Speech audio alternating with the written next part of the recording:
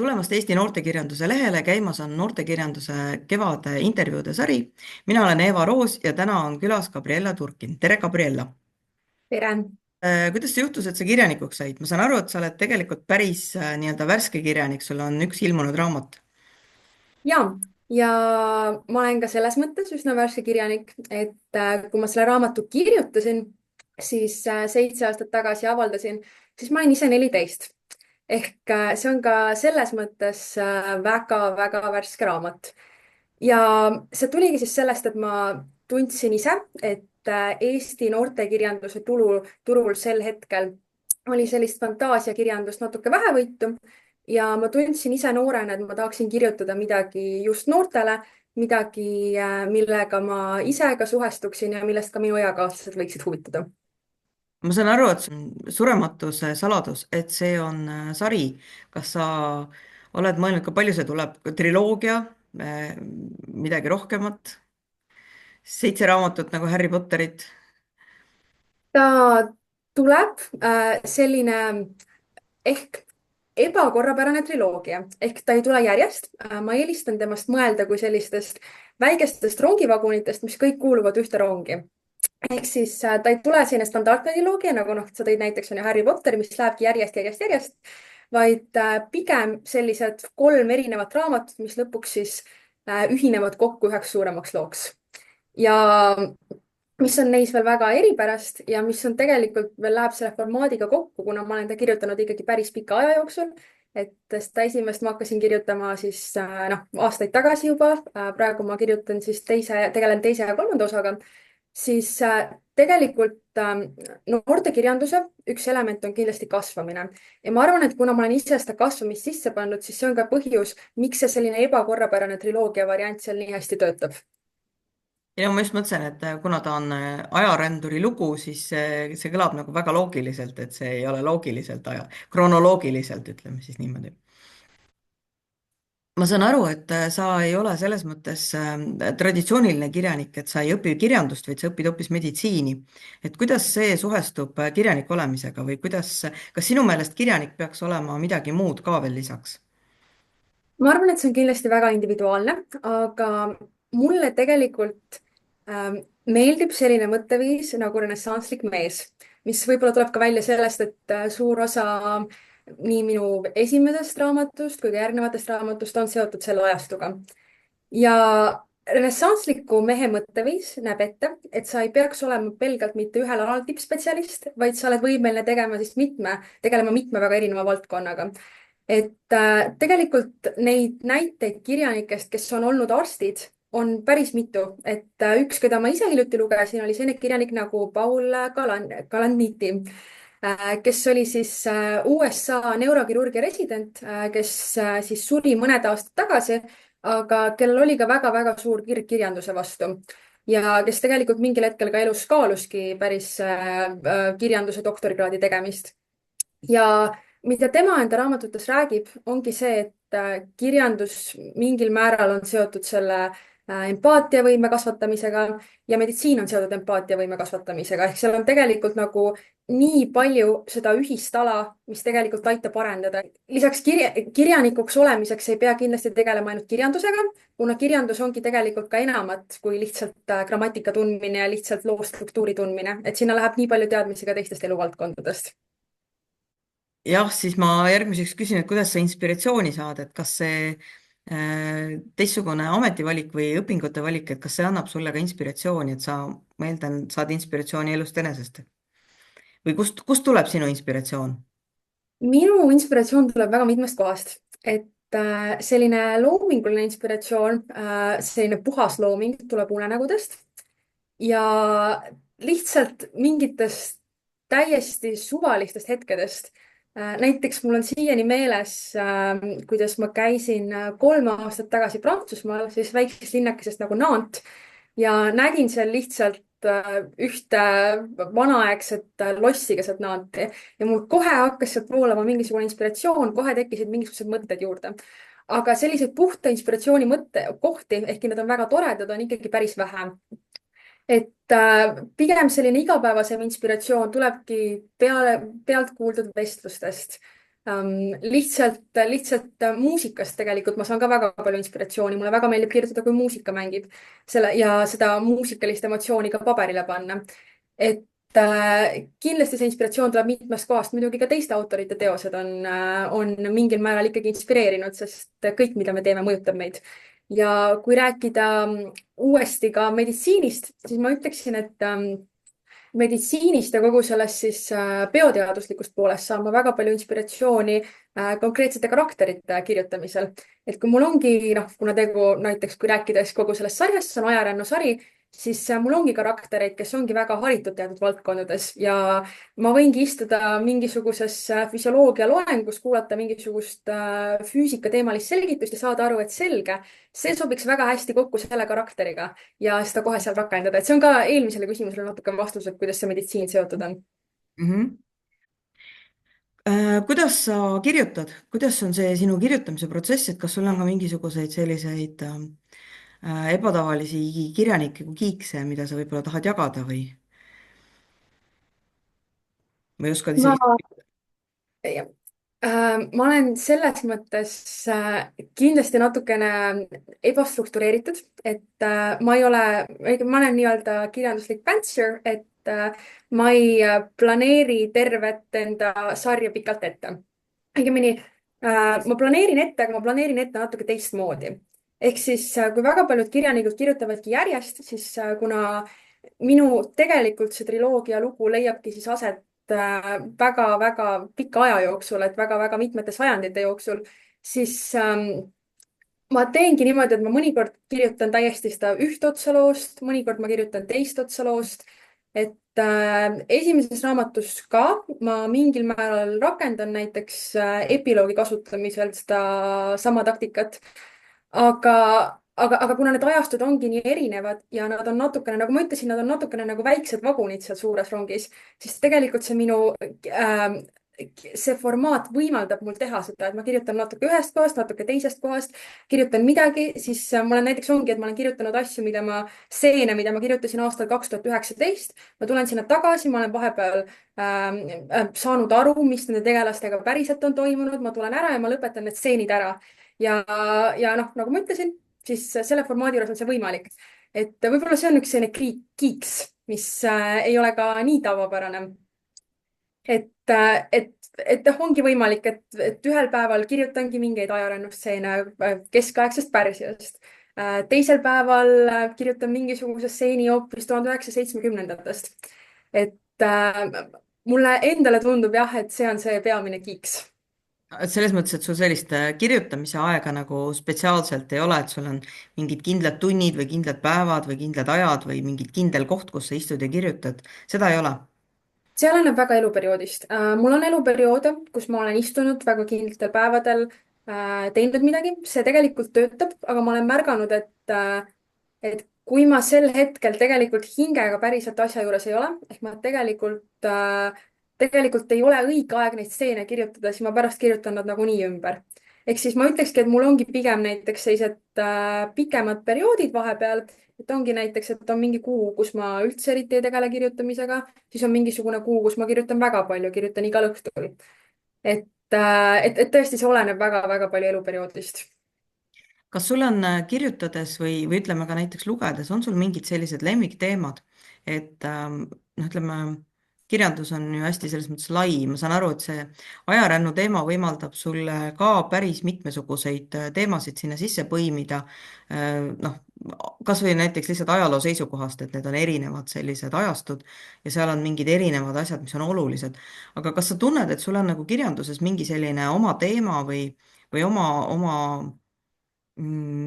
jah, vist ikkagi peab teema ütlema selle kohta, omad mingisugused elemendid, mis sulle nagu meeldivad või mis sind kutsuvad ja mida sa tahad oma tekstidesse panna? Mulle kindlasti meeldib väga ajaloolisus ja just erinevate teemade kõrvutamine erinevates ajaloo etappides. ja selleks üks väga hea võimalus, kuidas seda teha, nagu ma esimeses raamatus tegelikult kasutan, ongi karakterid, kes elavad väga kaua, kes elavadki siis noh, ka kauem kui tavalised inimesed, sajandeid rohkem. sellepärast, et tegelikult me näeme nende poolt ka seda, nende moraali muutumist, nende suhtumise muutumist mingitesse teemadesse. mulle ka tegelikult ise meeldib lugeda väga raamatuid, kus tegelased on väga pikaealised, sest see võimaldab vaadata ajaloole hoopis teistmoodi, et ma arvan, et kõige klassikalisem teema on kindlasti naiste õigused. et vaadatagi sellele, et kuidas me läbi ajaloo oleme näiteks vaadanud teatud omadusi näiteks naiste puhul. Ähm, ja, noh, ja kui tullagi sinna tagasi, siis üldiselt ka filosoofilised usuga seotud teemad lähevad sinnasamasse. et kuna mul ongi ka tegelasi näiteks väga erinevatest kultuuridest, siis mulle väga meeldibki kirjutada näiteks ka selliseid filosoofilisi mõtisklusi, kus tegelased siis arutlevadki enda ümber sellistest teemadest nagu üldse inimese roll ühiskonnas, Jumala roll ühiskonnas ja, ja see ajalooline taust ja siis see pikk elu ja pikkus, kuna nagu ma ütlesin, ma kirjutan palju pikaajalisi tegelasi, siis võimaldab mul seda teha. see on selles mõttes väga huvitav, et kui sa ütled, et sulle meeldib see ajaloolisus, sinu see surematuse salatus on liigitatud ulme ja fantasy nagu žanrisse. Ähm, ma saan aru, et sa hakkasid seda lugu nagu tegelikult alguses vist iseendale kirjutama, et sul tundus, et just see on see, mis Eesti noortekirjandusest on praegu puudu. Et kuidas sa üldse näed, et milline see noortekirjandus Eestis peaks olema, kust ta tuleb või noh, ütleme isegi pigem mitte seda, vaid me kõik teame, kust ta tuleb, aga kuhu ta läheb? et mis sa sellest arvad? ma tegelikult alustaksin kohe tõlkekirjandusest, et üks murekoht, mida mina näen, on see, et Eestis on täna natuke liiga vähe tõlkekirjandust, mis viibki selleni, et noh, kui ma ise tegin põhikoolis, käisin gümnaasiumis, ma nägin väga palju, et inimesed, kes ise loevad näiteks noh, fantaasiakirjandus ongi üks selline žanr, lugesid peamiselt inglise keeles. kuna paraku meil on väike riik, väikse keelekõneleskonnaga riik, siis ei olnud eesti keeles saadaval nii palju neid raamatuid.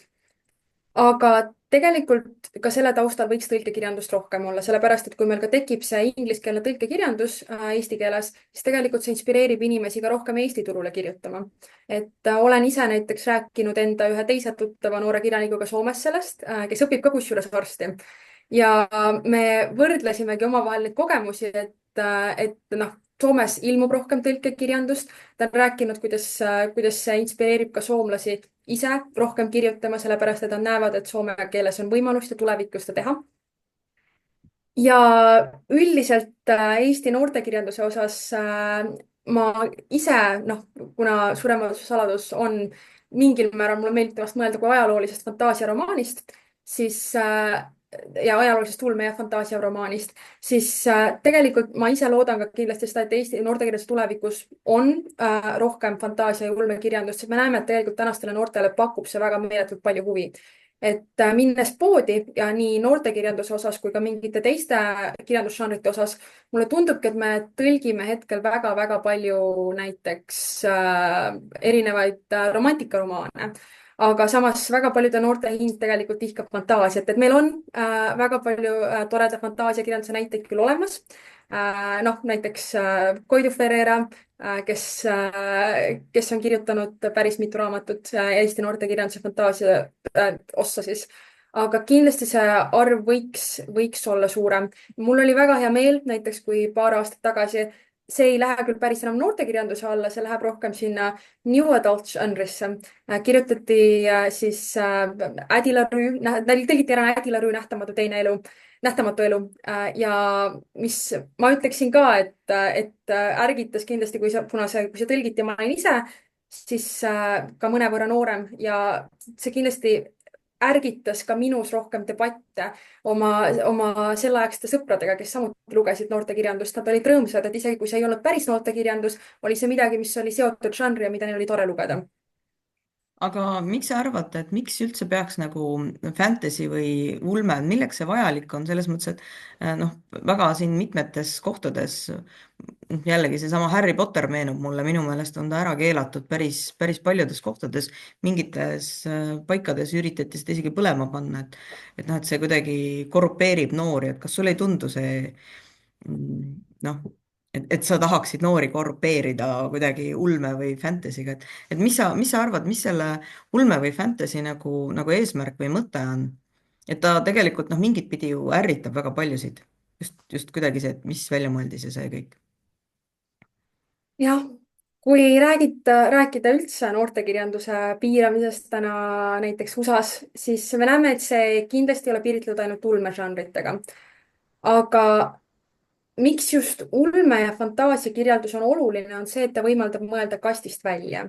ta võimaldabki vaadata mingeid meie ühiskonnas olevaid probleeme teistmoodi.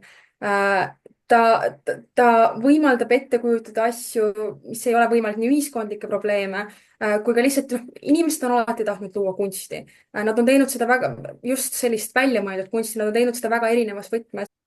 Äh, aga arvestades, et ulme ja fantasy kirjandus on selline, mis nagu väga paljusid inimesi ärritab, et seesama Harry Potter, mida me siin alguses nimetasime, et seda raamatut on ju üritatud põlema panna ja ära keelata ja noh, ta on üks paljudest, neid ära keelatud raamatuid on päris mitmeid ja kuidagi see fantasy ja ulme nagu eriliselt ärakeelajaid torgib, et kas sa oskad põhjendada, noh arvestades, et sina oled noh, just kirjutadki ulmet ja fantasy'd, et miks sa arvad, et see žanr on oluline või mida see žanr annab lugejale?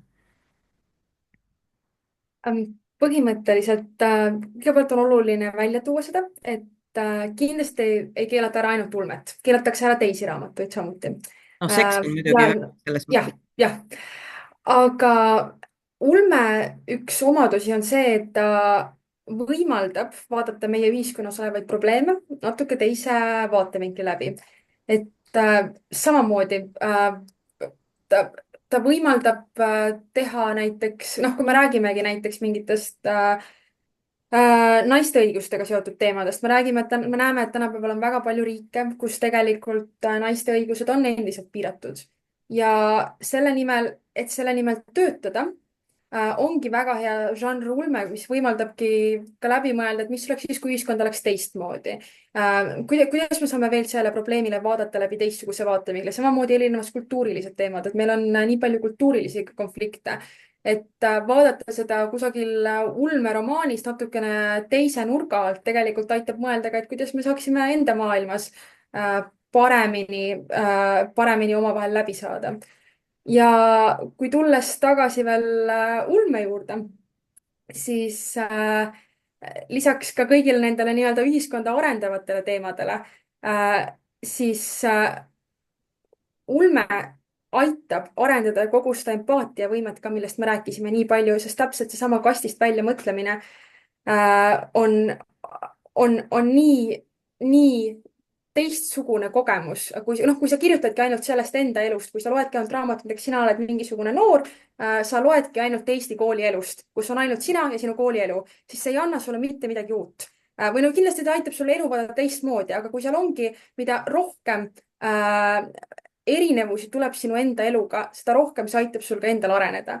Et noh, mitte küll päris ulmevaldkonnast, aga kui ma ise kirjutan väga palju, siis mulle näiteks meeldib kirjutada just nagu meeskaraktereid, sellepärast et ma tunnengi, et see annab mulle teistsuguse vaatenurga minu enda elule ja ühiskonnas olevatele teemadele ja see on täpselt seesama asi, mida teeb ulme. Et inimesed saavad teise vaatevinkli enda tavalisele elule ja lisaks inimestele lihtsalt meeldivad väga ulmelised teemad, inimestele on alati meeldinud legendid, erinevad muinaslood, jumalad, et see on lihtsalt midagi nii spirituaalset, mida inimesed on läbi ajaloo tundnud, et ma arvan, et see on nende kahe asjaolu segu. ma saan aru, et põhimõtteliselt saab võtta meie aja põhilise geeniusega Einsteini sõnadega kokku, et loogika viib punktist A punkti B, aga kujutlusvõime viib igale poole. jah, täpselt niimoodi. aga mis on sinu lemmikraamatud, ma saan aru, ulme ja fantasy, loed midagi muud ka?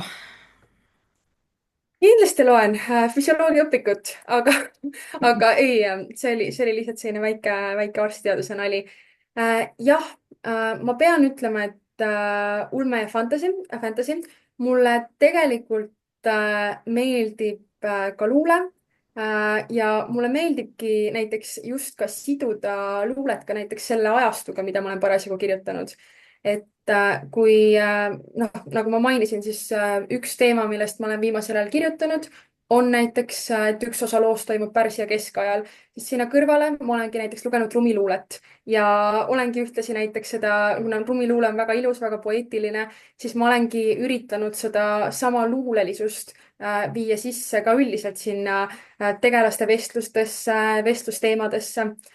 ja samas jällegi, kui ma ka kirjutan ise, noh, on oluline, et kirjanik tunneks žanrit, millest ta kirjutab.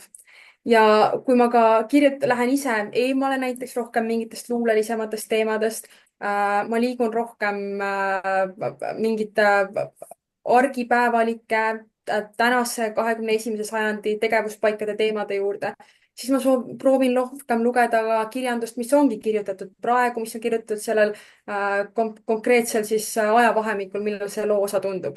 Et nüüd võib küll mulje jääda, et kõik, mida ma loen, on seotud sellega, mida ma ise kirjutan, et kindlasti ma loen ka teisi asju, aga lihtsalt mul on tunne, et see on nii oluline osa sellest, mida ma loen. Et näiteks oligi, et ma eile käisin Soomes ja kuna praegu ma tahaksingi liikuda tegelen ühe loo kirjutamisega, mis toimub 18. sajandil ja tegelikult selleks ette valmistades ma ostsingi ühe prantsusekeelse raamatu, kuna ma tegelikult räägin ka prantsuse keelt, mis küll toimub ise 17. sajandil, aga ma loengi seda, natuke ajalooline romaan, et hakata ennast selleks ka ette valmistama. mis on sinu meelest hea loo komponendid? Et selles mõttes, noh, ma saan aru, žanr võib olla lemmik, aga et need komponendid on vast sellised žanriülesed, et oskad sa välja tuua, mis need on? Ma arvan, et noh, see koosneb kindlasti mitmest valdkonnast, et kui rääkida kõige klassikalisematest teemadest, siis üks on kindlasti struktuur.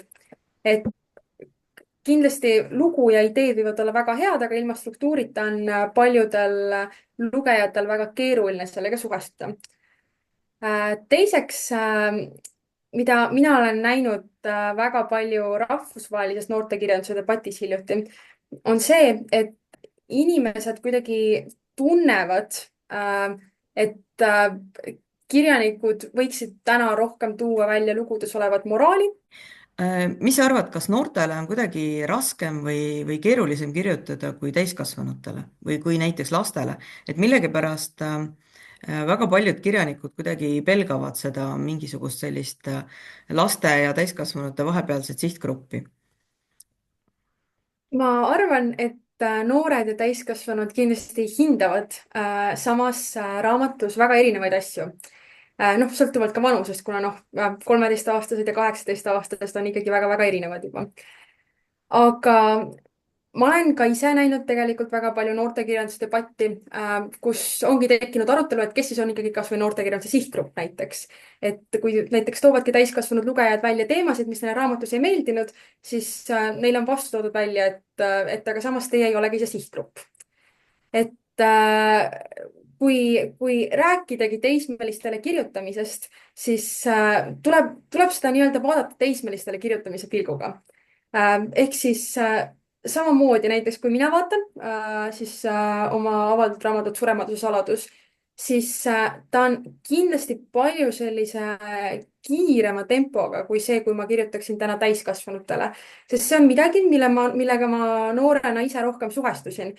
Ma mäletan, kui ma lugesin 8. klassis Jumalamaa kirikut Pariisis, ma lugesin neid pikki kirjeldusi ja ma kohe üldse ei suhestunud nendega, jõudsin 20-leheküljelise kirjanduseni Jumalamaa kirikust, lihtsalt keerasin rõõmsalt edasi, sellepärast et ma tahtsin tagasi jõuda selle tegevuse juurde. Ja noh, ja samas on ka noori, kes seda väga-väga naudivad. Ehk siis ma arvan, et selleks ikkagi ka selle hirmu vastu noortele kirjutada aitabki kõige rohkem see, et mõelda ise kõigepealt, mida kirjanik ise tundis, kui ta noor oli, mis teda huvitas sel hetkel ja mis kõige olulisem, siis ka suheldagi päriselt ka noortega, et nad ei ole mingisugused müütilised olendid, nad on päriselt olemas. Kuulatagi, mis on nende mõtted, mida nemad lugeda tahaksid ja siis sealt edasi liikuda. kas sulle tundub, et näiteks noortele peaks kirjutama võib-olla siis ainult noor või noortele saavad kõik kirjutada? Ma mäletan, et kui ma olin ise pubekas, siis ma ühel hetkel avastasin, kui vana on Madonna ja mõtlesin, et issand jumal, et selles mõttes, et ta ju teeb muusikat nii noorele publikule justkui. Noh, ma eeldasin, et peale minu loomulikult vanemad inimesed Madonnat ei kuulanud, aga et noh, raamatutega on võib-olla seesama asi, et kas noortekirjanik peab olema noor või noortekirjanik võib olla ka juba selline teisest eagrupist. kindlasti võib-olla teisest eagrupist. Enamik noortekirjanikke nagu teadaolevalt ongi teisest eagrupist. Et noored teavad väga hästi, mida nad ise tahaksid lugeda, aga äh, täiskasvanud kirjanikel on väga-väga palju sellist elukogemust, millega noortel ei ole veel lihtsalt kokkupuudet olnud. Ja see on seesama nii-öelda see ulmekirjanduse aspekt, millest me enne rääkisime, et see lihtsalt aitab noortel kastist välja mõelda. lisaks on täiskasvanutel ka muid selliseid eeliseid, millega täiskasvanud kirjanikud saavad tihti paremini hakkama, et kõik need loostruktuurid, just kirjandusliku sellise stiili tundmine, mida on tegelikult nii oluline vaja, et noored kusagilt õpiksid. Et see kogemuste vahetamise osa on nii oluline, mistõttu on ka oluline, et noortele ei kirjutaks ainult noored. Aga samas ma usun, et on kindlasti ka oluline väärtustada ja tunnustada, et on noored, kes kirjutavad noortele ja teadvustada, et nemad on jälle muudes teemades tugevad ja tublid ja saavad aru, mida need noored muud moodi tahavad. Ja ka kindlasti tooksin välja selle, et ka täiskasvanud ja keskasvanud kirjanikud on ise olnud kunagi noored. Nad ise tegelikult tuttavad nendega, mis noori huvitavad, isegi kui nad võib-olla olenevalt sellest, kui vanad nad siis on vahepeal läinud põlvkondi mööda, aga mingisugused üldinimlikud noorte teemad, mis läbi ajaloo lihtsalt kerkivad uuesti ja uuesti üles natukene teises võtmes.